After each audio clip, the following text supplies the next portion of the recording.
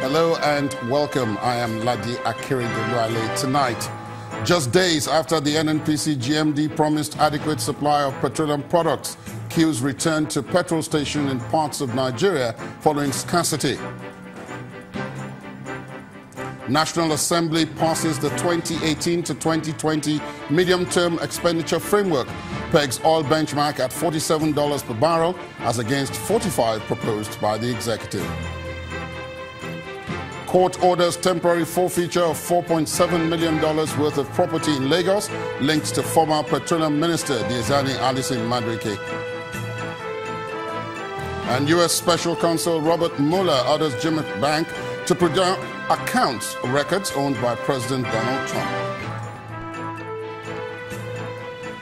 On Business News tonight, House Committee on Capital Market and Institutions intervenes in the ongoing conflict between Finance Minister and suspended DG of the Securities and Exchange Commission over forensic audit of Oando Nigeria PLC. And on sports news, the International Olympic Committee has barred Russia from participating in next year's World Winter Olympic Games in South Korea. And from Abuja, Vice President Osinbajo visits Numan and Dong in Adamawa State, condemns killings and destruction of properties in communal violence.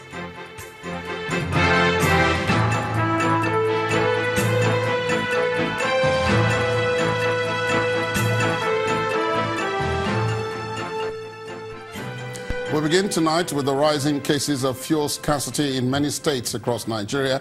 And from all indications, Nigerians may have to brace up for a tough time if nothing is done about it urgently. Now, long queues are back at many filling stations due to non-availability of petrol. This is coming more than a year after the country last experienced a nationwide scarcity during a festive period. It's a sight Nigerian motorists loathe to see. Fuel queues at petrol stations stretching as far as the eyes can see. This is Kaduna State, and most of the petrol stations are either shut down or, for those that are open, attending to the inevitable queue. The Independent Marketers Association, IPMAN, blames the scarcity on undersupply.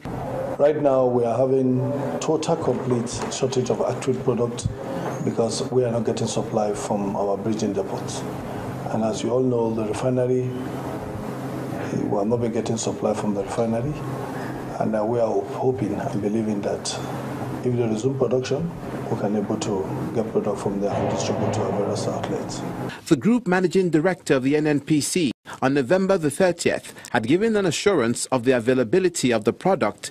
We already have prepared and have sufficient products that will last us through to the end of the year and into next year.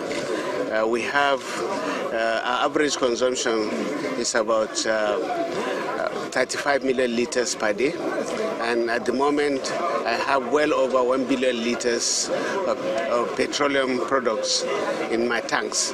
But the reality now in December 2017 is different, as the fuel scarcity also bears its fangs in Abuja, the Federal Capital Territory.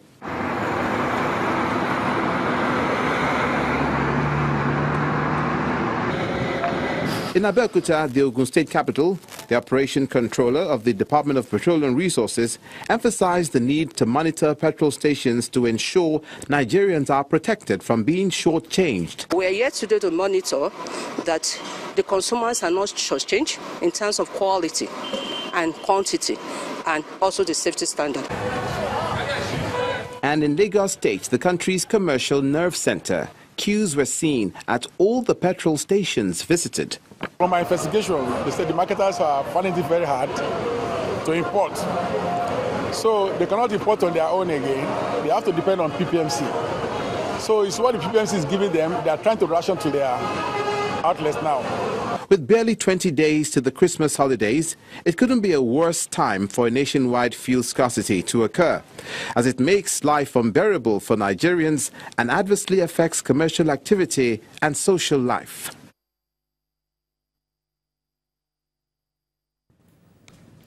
And now to take a further look at this issue, I'm being joined on the news at 10 by the chairman of the Independent Petroleum Marketers Association of Nigeria, the Lagos chapter, Mr. Alanomo Ayo Balogun. Thank you so much for joining us on the news at 10. Sir. Thank you, sir. What is going on again? Where the queues are back. What exactly? And some people are saying that your members are responsible. Is that true? It's a lie, sir. See, what caused the fuel scarcity, if you could flash back for the past 2-3 years ago, Nigeria have forgotten what we are calling fuel scarcity because there is availability of petroleum products across the nation. Whenever you see fuel scarcity in the country, it's caused by NNPC. The reason is that the NNPC have their own outlets all over the country. That you mean their own filling stations? Their own depot. I'm talking of their depots. Okay, you mean depots now. Their depots. Right. For instance, they have NNPC depot here in Lagos at Satellite Depot, Ejibo. Right. So, which I'm the chairman of this place I'm talking about. Now, NNPC refused to pump the product to their own depots. That is to Ipman depots? Yes, to NNPC depot Ejibo, where Ipman is taking their product. See, and whenever there is no product in the depot, in the NNPC owned depot, there must be crisis. The reason is this. The NNPC knows that when they bring the product to their own depot, it doesn't cost them anything. They are not going to pay throughput whatever to anybody because they own the depot. And the agreement the NNPC have with IPMA, Independent Petroleum Marketer Association, is that we have an agreement, the bulk purchase signed with NNPC.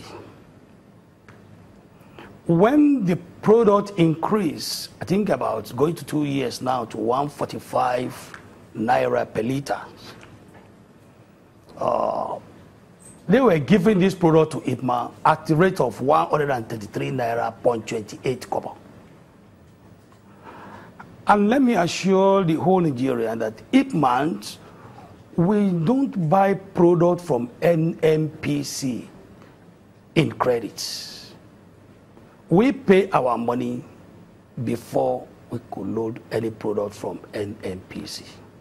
I'm sorry to cut you at this point, but if what you say is correct, that this is NNPC's fault, this latest crisis is NNPC's fault, what can make the fuel queues disappear just the way they reappeared? I'm assuring you, if NNPC push the product to our depot, I'm assuring you within 2-3 days, the queue will disappear. Which means that even if this pumping you're talking about starts tonight or tomorrow, it will still take 2 or 3 days? If it starts tonight, I'm promising you tomorrow, by next tomorrow, the queue will disappear. How do we prevent a reoccurrence? Because something you pointed out is that NNPC imports all products. So you get from NNPC. Good. Your own organization does not import products on its own. Good. Now, how can this question of NNPC not pumping, how can it be avoided so that we don't return to these queues anytime soon? Thank you very much. The reason what really caused this queue that you see all over now is that even the DAPMA presently, nobody imported fuel. DAPMA, MoMA, Mega, nobody. It is only NNPC that imported product presently. But when NNPC bring the vessels, let me say they bring 10 metric tons, for instance, and they know they have their own outlet, they hold the outlet by themselves. For instance, let them push 5 million liters metric tons to their own depot. And even if they want to push, because this MoMA, I mean the major marketer, they have their own depot on their own. The DAPMA we're talking about, they have their own depot also. So does IPMAN. sort of is mad. So okay, let's assume they bring 10,000 metric tons. Okay, IPMA, since you are, because we are the one that have the higher numbers of outlets all over the country. In the Lagos State alone, we have more than 2,000 plus outlets in Lagos State. And when you want to share this type of product, you should have given the people that have the highest number, at least the highest product, to sustain their depot. But instead of the NNPC to push the product to our depot, they will not push the product to their own depot, that is the NNPC depot. They will push this product either to DAPMA or MUMA. Whose membership, going by what you're saying, whose membership is not as much as yours? Thank you. The membership is not as much as our own. And by the time the little one they push into our depot finished, we don't have any alternative than to go to the DAPMA and get it. And when these people want to give us these products, instead of 133.28 kobo, they will give us at rate of 143 naira per liter. Which is the actual pump price. Which is very close to the pump price. This is the actual pump price the NNPC mega is selling to the public. We are the same market.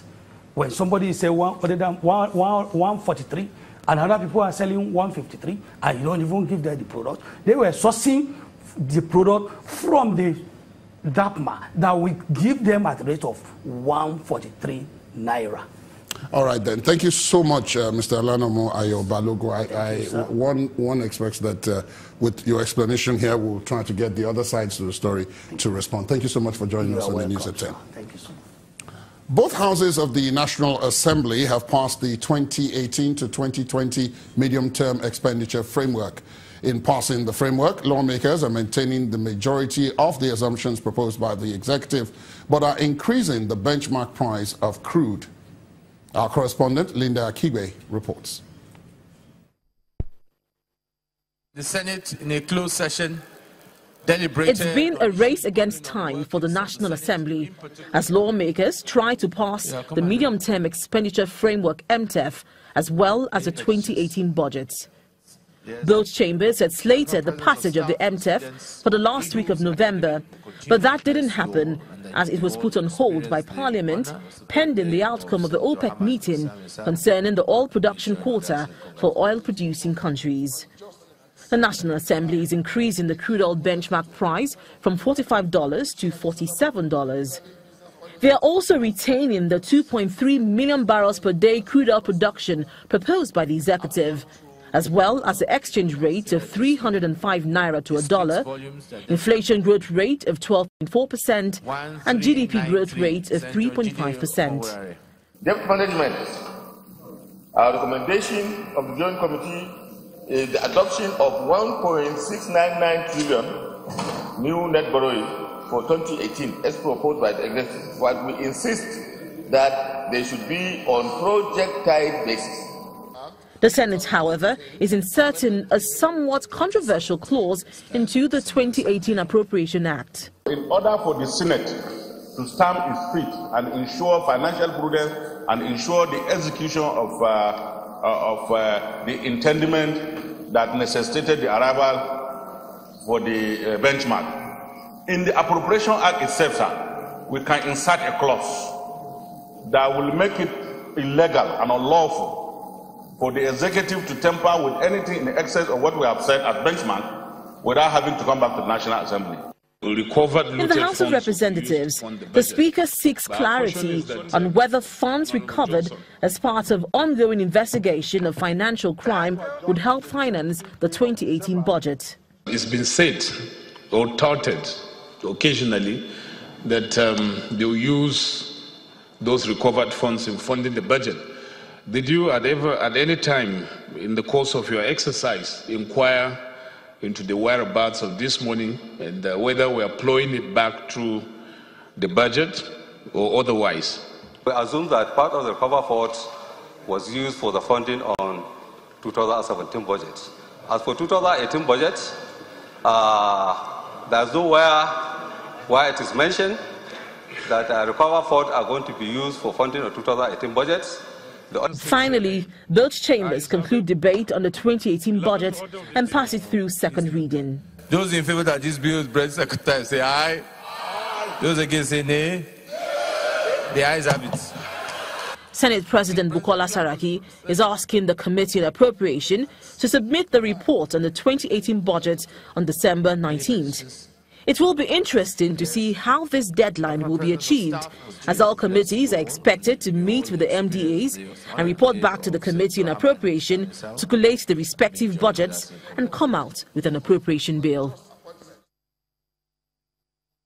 In part two, after the break, Federal High Court orders the unfreezing of 16 bank accounts owned by the wife of the former president.